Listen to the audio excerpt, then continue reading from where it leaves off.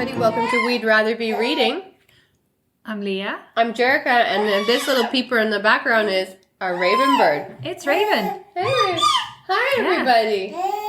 Hi. She was ever so quiet, and then I hit record, and she was like, yes, gotta make my voice Now heard. I'm on. I tried to make a little obstacle course for her here. We'll see if it works. But yeah, Raven is our co-host today.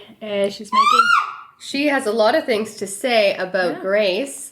It's not even her first time being on the pod. She has been on the pod before. Right. Right. All right. So now when Raven's been rescued from the perils of the window,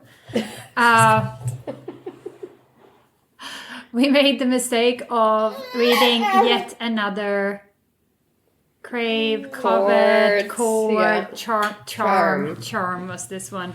Book. By Tracy Wolff. And you know what? This is really on you because you can never not finish a book or a series, even if it's bad. Not fully true, but kind of true. Okay. I mean, this was book 5 in a book series of 6. Yeah. So I feel like if we've already dedicated 4 books of too much listening to Grace in a monologue, we cannot just give up. Now we're at it's like the home stretch. And also I did have high hopes for this book. I know. Because it is, if you've read the crave, covet, court, I'm missing one. Crush? Cherish. Anyways. No, one of them. If you read this series by Tracy Wolff, you know that when Grace figures out that she's the opposite of a ghost, a gargoyle. I will never live that down. Never. It's not see-through. It's solid rock. So when she figures out she's the opposite of a ghost, i.e. a gargoyle, if you guys didn't know, that gargoyles are opposites of ghosts, you know now. She gets stuck in this form for 4 months with Hudson, the evil brother who turns out to be her mate and true love later on in later books. They're stuck in her head or in her gargoyle form for 4 months. This is something that happens. Yeah. And this book, so when Grace comes out of this gargoyle forms, she has forgotten everything that happened in these 4 months. Yes. And then we find out that she does remember in the last book, which I think was Court. We find out that she does remember. And then this book comes out and it tells us everything that happens. So I was like, wow, okay, this might actually be a Grace book I like. It's going to be like 4 months of them hanging out in her head and falling in love and watching movies. It's going to be like in this one room, just not doing anything specific, just spending time together and falling in love. Getting to know each other and falling in love, basically. And for us to understand why the fuck Hudson even likes her. I had high hopes for this book. I'm like, it's going to be romantic, it's going to be nice, it's going to be like character building, you know, getting to know each other, like talking, understanding like the difficult things and coming over, like overcoming hatred and these things of each other. But no, that's not the book we got. I mean, how the book starts off, they're inside of a dark room and he's like, turn the lights on. And so she turns the like pretend lights on and they're in some sort of den. Or what do they call it? The lair. But they call it lair. Lair. Lair. Right? Yeah. But it's Lair. Lair. Weird accent for it. Anyways, they're in this lair. No, that's not what happens first. They run. No. Are they in the lair and then they try to leave and there's a fucking dragon outside who tries to eat them? First they're in their lair, and that's when I was like, okay, this is going to be cozy, romantic. We might even get some section in here. Who knows? Yeah, it's going to be the two of them in a freaking room with a dragon outside not being allowed to leave. I mean, premise good, sounds fine. Yeah. And then immediately they hate each other. They put One Direction duct tape down the middle of their room, which means that Grace has to sleep on the couch and he gets the bed, she gets the books, he gets the TV, you know, all of these things. The kitchen is stocked with like the worst selection of snacks any human being has ever wanted to eat. Like who the frick wants to eat cherry Pop-Tarts? Yeah. And drink Dr. Pepper. Like, how much does you like cherry? Like, it is not good. Like, because Dr. Pepper is cherry cola, isn't it? Yeah. Yeah. Yeah, it is. Yeah. You're right. And do you know I saw at the store the other day? They actually had real root beer, like American root beer. The stuff that tastes like toothpaste, you mean? Oh no! Don't be a hater! Are you a root beer hater? What is happening? We can't be friends now! That's a shame. So, guys, it was a lovely friendship. It was good while it lasted. Almost 2 years of podcasting. It was I was going to give you my baby tomorrow. Yeah, I was going to babysit overnight, and now we just can't be friends anymore because of toothpaste-flavored root beer. It does not taste like toothpaste! Oh my god, my world is upside down. Where is up? Where is sideways? I don't know. Well, it tastes like toothpaste. What can I say? Oh my gosh. So I bought it because I was like, I love root beer. And I packaged it up for our family Christmas game where you roll the dice and steal presents. Uh-huh. And I'm like, this is going to be my number one thing I'm going to try to win. The root beer that I myself bought for the game. Oh, I do that all the time. Yeah, okay. That's games a strategy. Like this. That's a strategy. I'm like, I want this gift, so yeah. I'm gonna buy this gift and then I'm gonna try to win it. Johan's sisters, they have 2 daughters and that are older. So and I mean, by no stretch of anything, they win all the gifts every year. Mm-hmm. And Johan is like, there's 4 against us too. And I'm like, well, our children are too small to play this game. Nevertheless, we found out their strategy was that they buy household things they need for their house. Like they needed more like dish towels, and they needed more like scrub for the sink, and they put in like a cleaner, and we were all like, oh, this is good to have. One year they had this like single egg pan. Mm-hmm. Like just a tiny pan, so you don't have to like clean a big ass pan if you're just making 1 egg. Yeah. And we were like, oh, brilliant. They won it. And they were like, we bought it. We thought it was also brilliant. But, you know, like, yeah. No, I'm on board with the buying gifts and then trying to win them. Well, so this year I have bought root beer, and I will try to win it. Yeah. Your cat is currently trying to. Oh, she's climbing the Christmas tree. Like, I unpacked the Christmas tree, and I'm like, what is this white stuff? It looks like snow. No, it's just cat fur that she's left all over the branches. It is a thing. So reading this charm book, it turns out they're in their lair. Mm-hmm. For a bit, they've divided it into halves with their One Direction tape, and then we jump in time 6 months. Nothing's happened. They're not talking to each other. They still freaking hate each other. But why do they hate each other? Because she thinks that he's evil because of something she's heard. And this is the first time we actually get a real timeline where we hear that everything that's happened up to the part of her freezing into her gargoyle state, or freeze is probably not the right word, but her solidifying into her gargoyle state is only 2 weeks. Yeah. So from her being but we knew this. Meeting Jackson. No, she's only been with Jackson for 2 weeks. Falling in love. Yeah. And like being mates. Mm-hmm. This is all 2 weeks of experience. Yeah. And now they're 6 months still not talking to each other when she has 2 weeks of experience. There's so much in this book that just makes no sense. Like I spent at least 60 hours of Grace monologue watching her look at her strings inside of her. Yes. Like graze them with her fingers, grab them, sort through them. Like so many descriptions of these fucking strings inside of her body. But here in the Frozen Gargoyle world, she doesn't know she has them. She doesn't know what they are. She can't see them and nothing. But Hudson can go in. She doesn't know what she is or who she is. This is like her saying, I'm a human. We're like, okay. And so she doesn't understand she's a gargoyle, yes. I guess this is like before. Gargoyle, demigod, what else is she? Like a million. She's a witch. She's a witch. She's everything. Is she a dragon too? Anyways, she's a thing. She's many things. She's everything. Mm-hmm. And but still in this book at the beginning, at the very least, she doesn't know what she is. So I have a problem with so many of the like continuity issues of this world, including in the very first like few chapters when they're still in the lair.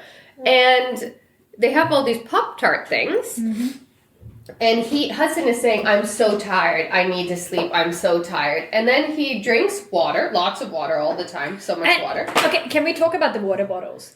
Okay. Alright, I'm going to bench this. I'm going to put a pin in it, and we're going to come back to the fucking water bottles. Okay, go on. So he is now eating something. And she's like, what? How can you eat? I saw your brother eat a strawberry and then like choke and puke it out and vomit like drastically from just having a strawberry. Mm-hmm.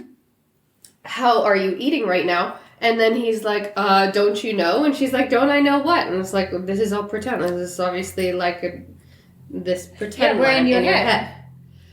But why do they then need to sleep when they don't even need to eat? If they're all in her head, and we can talk about this a lot, because in the real world, in Grace's actual reality world, she is a solid gargoyle statue. That's what she is. She's halfway turned around in this position. They talk about it so much, how she's this solid gargoyle statue. Yeah. And they even roll her away and put her kind of in a closet a little bit because she keeps taking up space. She can't just be there in the hallway anymore. Yeah. But like, she's like a full-on statue. She doesn't go anywhere. Her body doesn't move anywhere or anything like that. Yeah.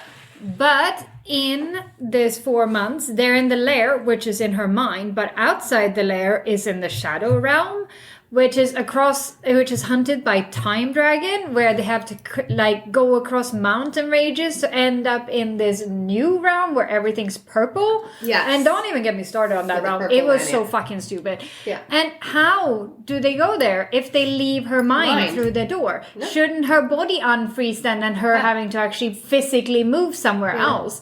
Because if she dies in this shadow realm, she is dead. But it's not in her head. Like, it was driving me absolutely insane. And if this is all in consciousness, then why is Hudson there for real?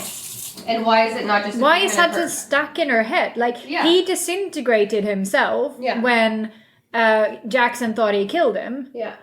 That's what he did. He disintegrated himself to go back. And when he goes back in his little crypt thing, right? And then he comes back to life. How is he resurrected in Grace's head? No, doesn't How? It makes no sense. No, it's so stupid. If they're just like existing in this consciousness world, how can they be physical in the other world? Yeah. In the shadow world, now they're physical. They're not just conscious. Yeah, and there they have to eat, and Hudson had to drink, and he has to follow all the rules of sunlight. And then the shadow realm. Okay. Yeah. The shadow realm where the sun never sets. Mm-hmm, mm-hmm. Yeah? Because this is particularly true of shadows. That there's always sunshine in the shadows. Sorry. She also didn't agree with the shadow world. No. Mm-hmm. And there's also night once every 3 months for 3 days. What? That's the only nighttime. And the rest of the time it's sunshine all the time, which causes so much trouble for poor Hudson when he drinks Grace's blood, because then he can't be outside for a week? Or 3 days or whatever. So he struggles with this a lot. And then I'm just going to go back to the water bottles. Yeah. This is the most American thing in the fucking world, water bottles. Right. No other country, I think, ever has so much water bottles and those little single-use water bottles in their fridge and everywhere else. And they say that the shadow realm in this book was created 1,000 years ago when the mayor dude came through, and he created not necessarily maybe the shadow realm, but the town and all of that. So a lot of their things that they have in this world, and Gracie comments on it, they don't have TV, they don't have Netflix, but apparently they have fucking plastic water bottles, because everyone has them, and everyone freely hands them out to anyone who fucking wants a drink of water. It's like, you have a water bottle, you have a water bottle, you have one too. And it's not like she goes out of her way to explain how nothing else is modern, but this is supermodel. So I am I'm not happy about this water bottle thing, and I think it's so dumb. Excellent. So now that we know Leah's very deep thoughts on water bottles and why it should not exist in the world, and also in this book where nothing is even real anyways. But honestly, like, I don't mind water bottles in the world. I think we should probably reduce our waste and all of this and that, but it was just coming across as so very American. And then like this shadow realm that is this like place that doesn't actually exist and was created 1,000 years ago, where nothing is modern. How come they have water bottle? How come they're American? Like it's more that gets me. And I think I have a lot of problems and issues with these books, but it did actually make me laugh out loud once. What? Yeah, but it was mostly because in these books we know that Grace likes to recap. Yes. So every single person she meets, it's like, oh, hi, Jerrica, who's my friend, who I have a podcast with, who we do yoga, blah, blah, blah. And then, like, it's 3 pages of every single interaction we've ever had, which I need to tell you about. And then, like, 2 chapters later, I see you again, and now I'm going to do the exact same thing. Mm-hmm. And I'm going to go, oh, I love her so much, and this is so great, blah, blah, blah, blah, blah. And she does this all the time. And at one point in this book, the mayor, who turns out to be evil, he recaps something, and she's like, he recaps a battle, and she's like, dude, we lived it. We don't need the recap. And I literally laughed out loud, because I was like, oh, that is rich coming from you, Grace. Come on. You're the queen of recap. But you know what? It blended into Hudson's character too. And I understand when you spend a lot of time with each other, you tend to do similar things. Mm. But Hudson started to recap. And I was like, what? They were in a battle. And they were both having perspective in the battle. Both recapping everything. Then all of a sudden, a burning woman's body flies through the air and lands on the ground. And the only reaction from Grace was, I knew she was dead before she hit the ground. Yeah, she was being burnt by these fucking dragons. It was ridiculous. It was all ridiculous. But can I ask something about a dragon? Why do we hate dragons in this book when her, like, best friend is a dragon guy? Because this dragon tries to kill her. And then she does the magic trick of actually making her and Hudson fireproof in the beginning, so he doesn't burn. Yeah. But she can never do that again, because she cannot be fireproof again. And there's all this continuity. There's another gargoyle in the square, and when she actually contacts her, like, touches her and turns to stone so they can talk, then they end up in Ireland for some reason. Yeah. Where this dragon is on the ground and is bound. Yes. Even though it's turned to stone and is like a statue. Yes. And then this gargoyle is like kick-ass and all of this and that. And then she's like, oh, but I can always speak to you, my queen. But if she can always speak to her queen, then why the fuck didn't she do that earlier? Why is she like, oh, I've been waiting for you to contact me? If she could talk to her this whole time, why, as soon as Grace got into town, she should have been like, there's another gargoyle, my queen's here. I'm gonna have a little chat with her immediately to, catch her up on the situation so she knows what's going on. Like, why? And she said, don't you know, we could all talk to each other all the time. And she's like, there's more than the 2 of us? And she's like, yeah, duh. Yeah, and then she goes like, and all of us can always talk to you, my queen. That's what she says. Yeah. Well, she goes, and we can always talk to the queen. And she goes, oh, you're the queen. Grace is like, oh, she's the queen. That makes sense. And I love Grace's inner monologue there was like, I'm not going to take time to focus on this whole my queen business. I've got stuff to do. Oh my god. And the section. We need to talk about the section. Okay, so I'm very happy to say that we did get some section scenes in this book. Are you really happy about this? If you blinked, you could have missed it or if you just zoned out, because of course we were listening to the audiobook of this. Oh, can we say that we listened to this audiobook at 1.5 times the listening speed? And Grace was still annoying. And it was, extra annoying, obviously, because it was like a rampant chipmunk. But I was ready to go up to 2. No, I think I did at the end. I think I was let's skip it. And you were like, oh, it's very lovey-dovey at the end. And then I brought it back down to 1.5. Yeah. But, okay. So the section was like this. It was a lot of, now he is coming towards me and his body is embracing my energy field.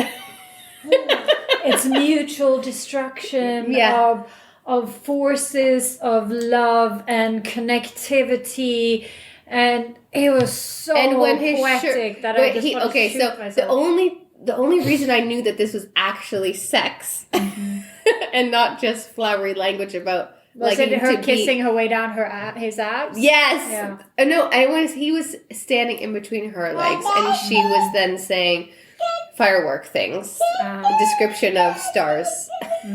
And then I was like, I think that he might be going down on her, and she's having an orgasm. But it's very unclear because the language was so flowery and unnecessary. Oh. That you had to sort of figure out what was happening, like read between the lines here. Like, are they having penis and vagina sex, or is this just oral sex? But then the next day he said that it was her first time, and I was like, oh, I missed they that. They had real sex.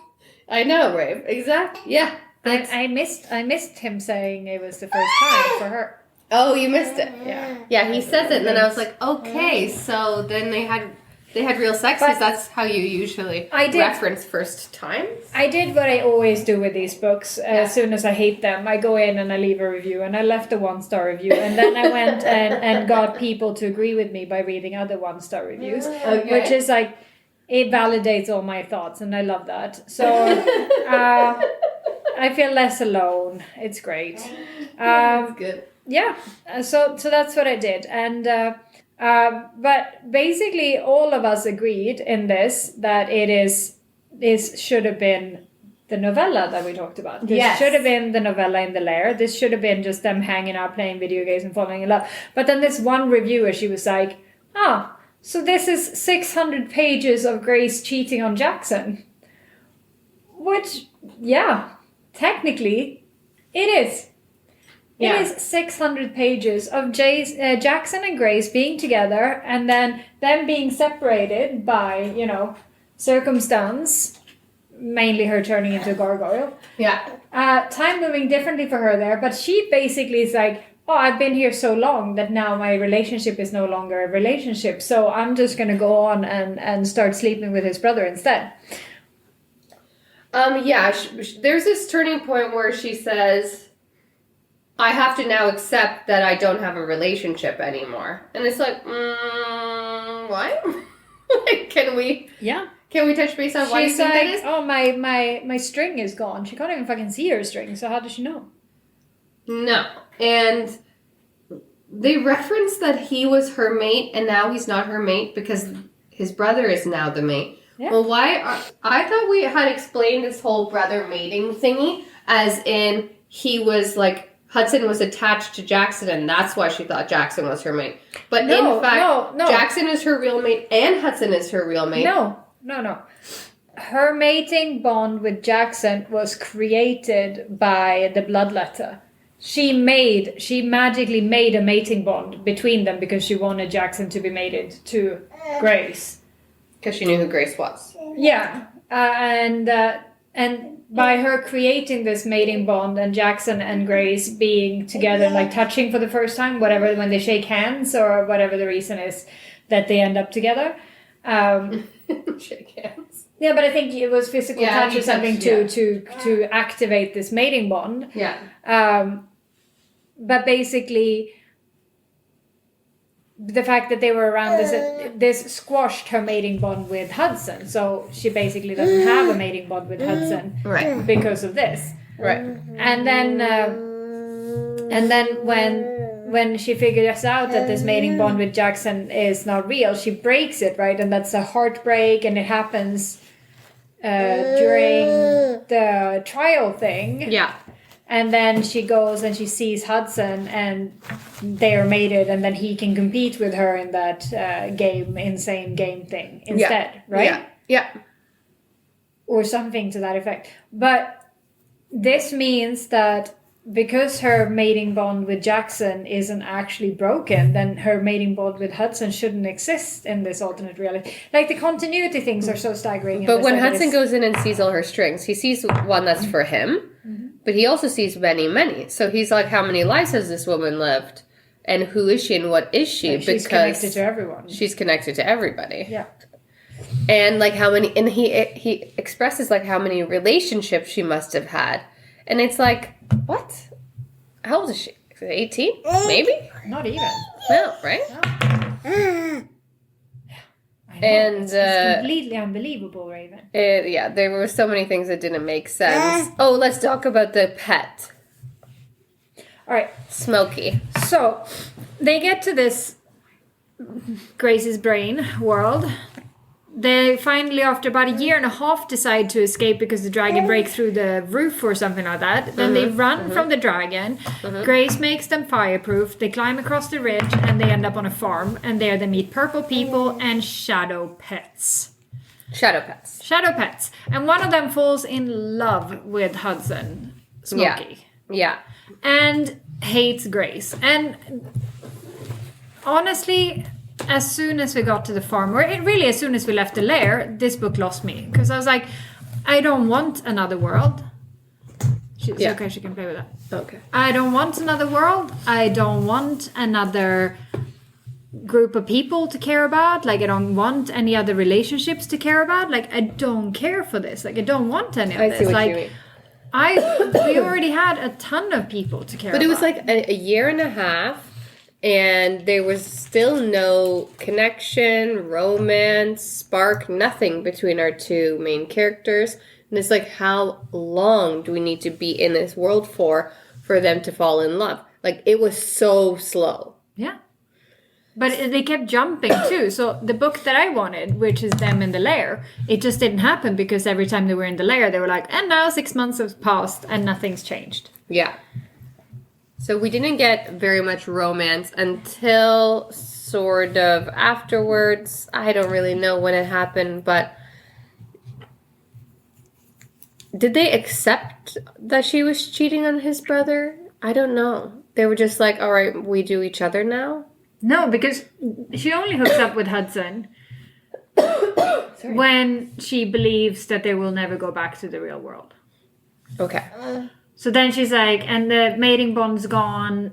They will never go back. They have to build a life in this shadow world, basically. So she's like, okay, now I will be with Hudson instead. Yeah. But regardless. They have sex a few times, although you wouldn't know it was sex because I have never heard it was celestial. It does that. It was celestial connectivity with mutually assured destruction of their hearts and their souls merging in the celestial realm. Yes. Or something like that. And we apologize for this extremely rambly episode. It was about as rambly as the book. And I would say, would you recommend this book? No. Don't start. Don't start this series. Don't read this book. It was not the book we wanted. We didn't get the book we wanted. We got a different book. A boring book. With shadow monsters. No, shadow pets with purple people. With all the food was purple. We got them living in a little town, them working jobs, having friendships and lunches with... That's what we got.